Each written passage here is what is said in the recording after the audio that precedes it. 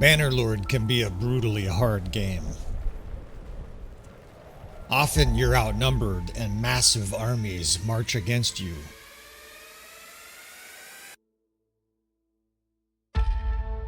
Well, in this new series, we're going to work together, friends. What I want you to do is send me your difficult situations that you're either currently encountering in Bannerlord in your campaign, or something that you've dealt with in the past where you were just unable to solve it. I will do my very best to handle these difficult situations. I will share the results on YouTube, provided they have some kind of educational value for people. We will take on these difficult challenges, do some battlefield analysis, and hopefully help you turn around a very, very difficult battle. So join me on this adventure. Please send me your difficult situations. Have a little patience. I don't know how many there are going to be, but I'm willing to take these challenges on for you fellas as we handle your disasters of war.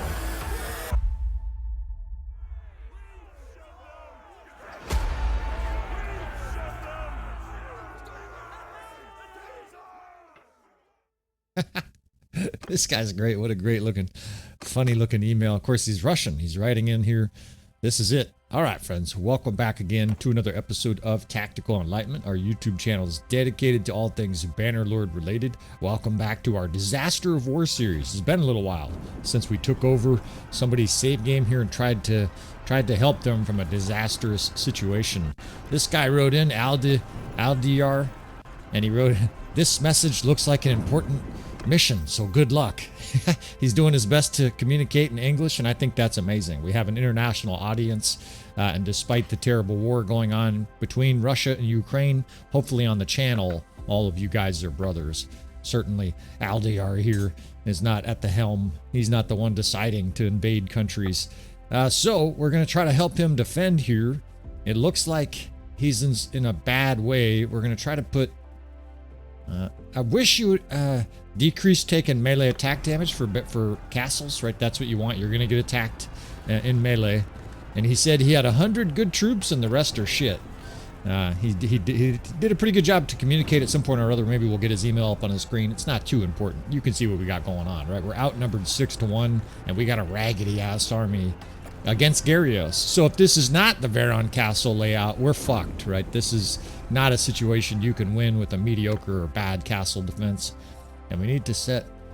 these settings are new. We are on 1.38. I was hoping this would be a war sales disaster of war. Definitely, if you guys run into situations, even ship battles that you can't win, I'll take a shot on the channel, right? And this is what I'm looking for. Unit spawn prioritization. We want this set to high. In castle siege defense, city siege defense, you always want your best troops initially, right? You want to have them so that you can fend off the initial vanguard from the enemy, right? Garios and company here is going to send their elite cataphract over the walls. We want to make sure that we have our best troops against them. Now, we got fire catapults, so that siege tower should be doomed. I don't think we can destroy the ram. If I remember right, Veron Castle has really difficult line of sight for siege, but of course the archers have a dreamy situation. I'm hesitant to take on more Veron Castle requests. We must have defended this castle 7 times on episodes for the channel, but I think we'll do it here one more time because it's a unique situation. We'll look closer at his troops. Where's the siege tower? It's on the right here. Prioritize and destroy that siege tower. That's the absolute numero uno key. I think that's probably a good angle there. But this guy has really bad troops, and so we're going to have to do a little bit of triage here, right? We're going to have to manage defending this castle with basically 120 good troops. The rest are absolute trash militia. And so what would you do, right? What would you guys do? I'm going to show you what I would do in this situation here. We're going to make 4 infantry divisions, 4 archer divisions. We also don't have a lot of archers, right? So that's a challenge. We do have a lot of siege fireballs though, right? So we're going to try to maximize those. Aldr, if we can make it through this scenario, you're going to gain some levels, and look at that. That whole division is militia. So the ladders are over here on the left. We're definitely going to want to make sure that we have support on the left. This right side too, though, the enemy will sometimes cross over through the gatehouse and attack down there. So we've got our hands full here. This is definitely not an automatic win. This castle, most guys on the channel that visit regularly know that this castle layout, and there are about 6 or 7 in the game, Annika Castle, Veron Castle, there's a bunch that all have this same layout. if you have this in your campaign, this should be seen as your Helm's Deep. This is definitely one of the best castles to defend in the entire game. The sloping hillside down to the gatehouse. It doesn't matter what wall level, too. It's better at level 2 than level 1. You feel a little bit more exposed, but I think we're going to be able to win even with level 1 walls. Now, we've got crossbow, so it is in the back of my mind that if our square starts to get beaten down, we can borrow these guys, right? We can take those squares and put it in the 1st Division. Here's the thing, though. Since the 1.38 patch, I have not been able to divide my units. I don't know if it's the RTS mod that's doing it or the actual patch. I'm getting other guys saying they're having a problem with it too. So we're still sorting that out. A lot of people are up in arms because they're introducing new things and then they get new bugs. Well, that is kind of the nature of it, isn't it? I wish that wasn't the case. I wish I didn't take a big shit every day and stinky fecal matter exited my body. But this is a necessary process of life. You guys are like, what the fuck? All right, so we got lots of crossbow. That's good, right? In fact, what we can do is concentrate them in here. Shield wall. That way those guys have absolutely lethal point-blank range, a huge amount of firepower in a short area. Let's put her in charge of the 2nd Division. The morale shock. Normally a morale shock, 2nd Division. Normally the morale shock banner is worthless.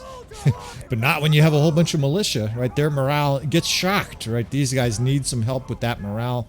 So we can stick her in there. And let's do this shit here. I'm a little nervous, right? I always get a little nervous before siege, even though it just doesn't mean anything. Now, it is an Iron Man save, but we've learned that doesn't mean anything either, right? We can actually just delete the save game and reload it. So, you know, we'll treat it like it's a one-shot thing. And most of these, of course, we take one shot. Although if it's really close, maybe, and we learn some lessons, maybe we'll try it twice.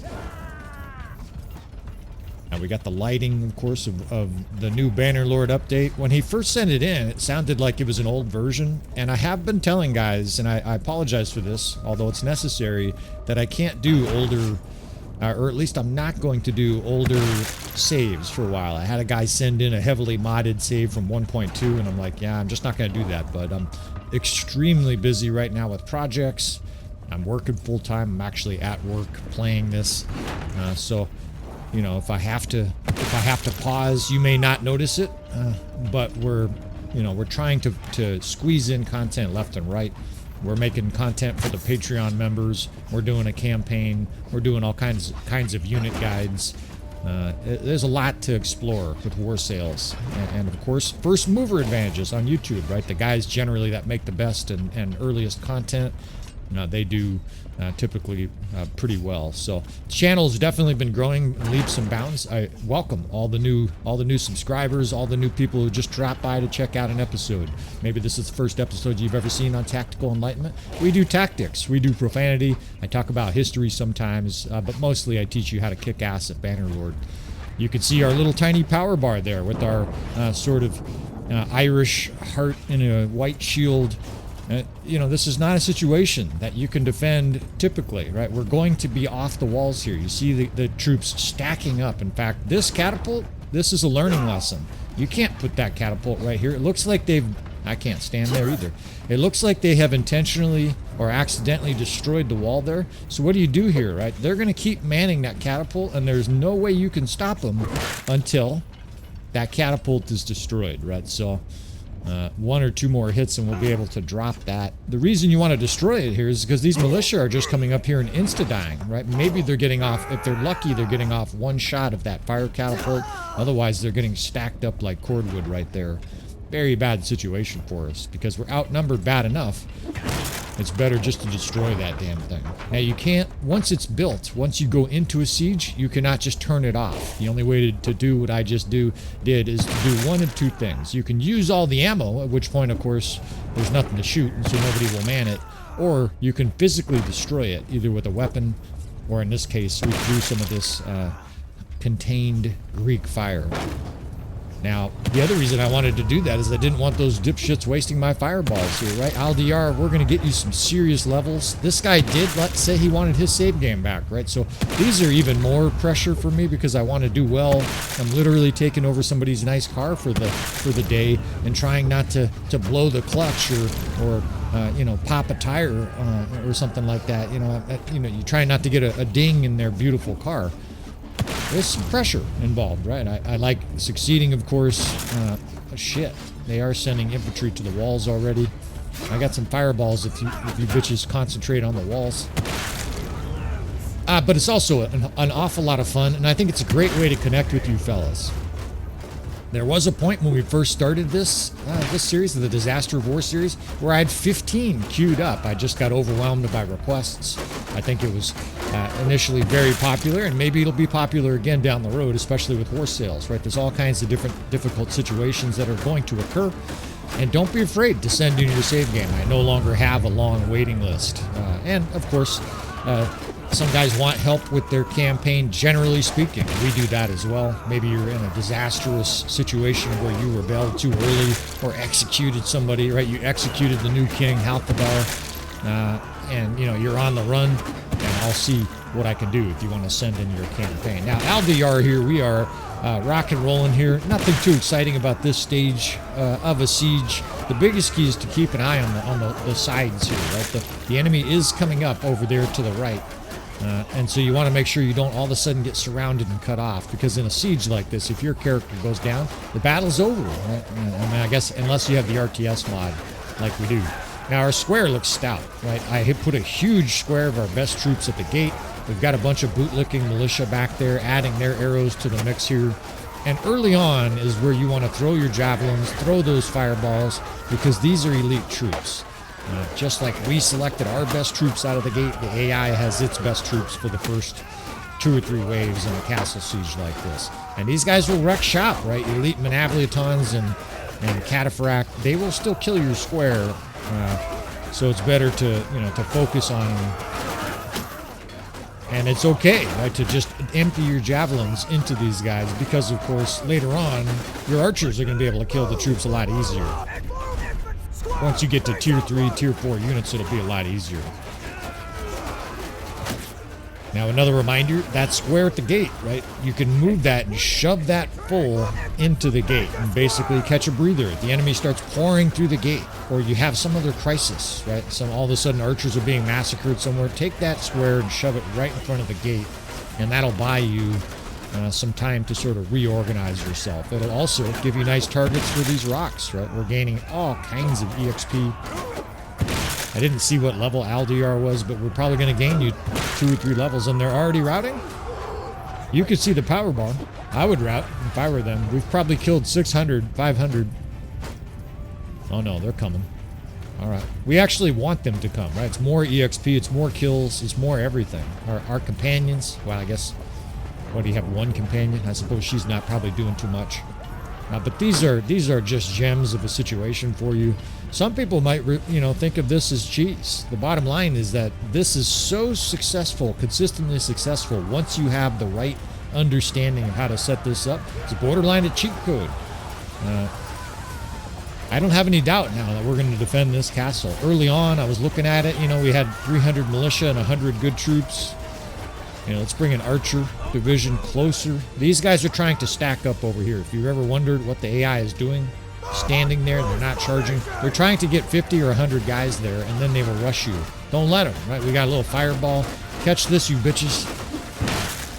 Well, you need to do your tricep workouts there, LDR. You couldn't even get it up to the top of the walls. But now we've got crossbow here firing point blank. Those guys are going to melt pretty quick. There's nothing at the gate. It's interesting. I bet this is a reinforcement wave is probably coming. We can add another shield. Oh shit, it's a good thing we did. Our shield just broke.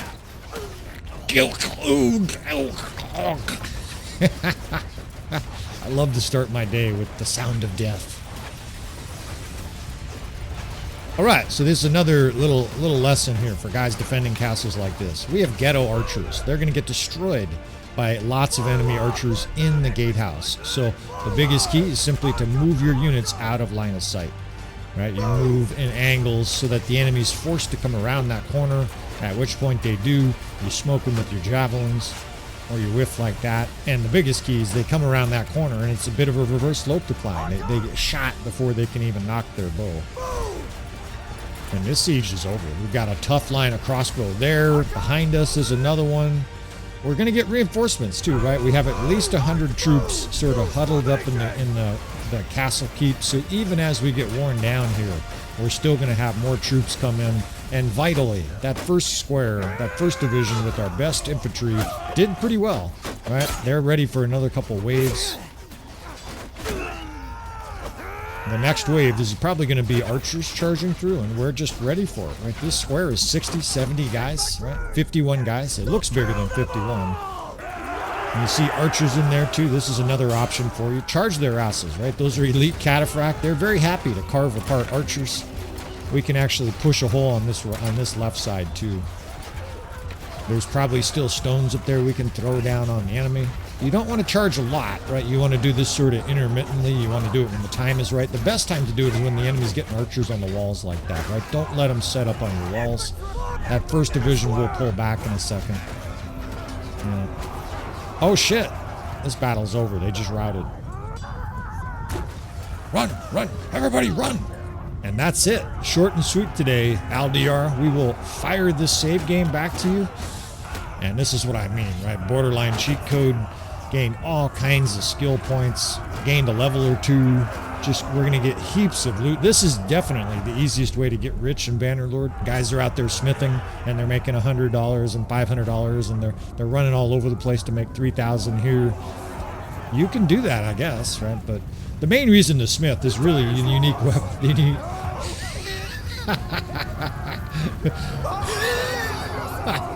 I love the sound of our enemy fleeing from the battlefield. But the best way to make money in Bannerlord is still being a mercenary, siege defense, and winning battles you're not supposed to. That's practically what our channel, that should be the name of our channel, right? Bannerlord, winning battles you're not supposed to.com, right? We're going to help you fellas. Tons of skill points. The sergeant crossbows raked, and we had 100 to 1 kill ratio. We plundered 37,000 gold, right? We just got rich. I don't even know if he had 37,000 in his whole unit, right? We can execute some of these guys, or I guess we'll just take them all prisoner. And this is another thing, right? We just took like the whole Western Empire Kingdom prisoner. You're going to be able to ransom these guys for heaps of money. You can donate them to a garrison and get a bunch of influence. I didn't actually look to see if he was a vassal or a mercenary. We even get the idiot looking emperor. He's got a broom on top of his helmet, so we'll take him prisoner. And I'm going to let you, LDR, decide what to do with these prisoners. We'll just take them all. There's all kinds of elite troops in here that you could cherry pick. Take the best ones. And we hardly lost any troops. We had 6 casualties. Like, it's sort of obscene. And look at this amount of money. This is, you know, I'm pretty good at math. I'm going to say there's $250,000, maybe $500,000 in goods right there. And this guy has 100,000. Just look, 118,000, 85,000, 60. This is just incredible.